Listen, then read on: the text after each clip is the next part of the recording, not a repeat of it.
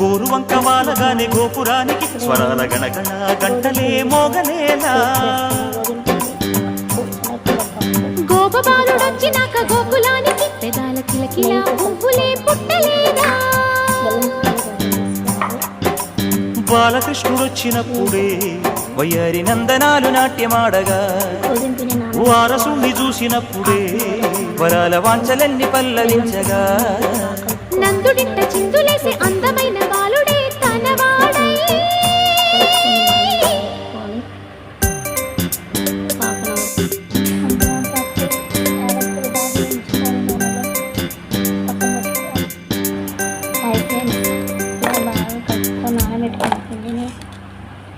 ఇంతమంది పప్పుని వేసుకొని బాగా సాఫ్ట్గా వచ్చింది.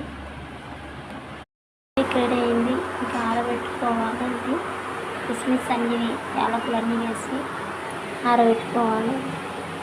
కిస్మిస్ యాలకులు వేసి ఇలా బాగా చదరంగా పెట్టుకొని ఇలా కట్ చేసుకోవాలి.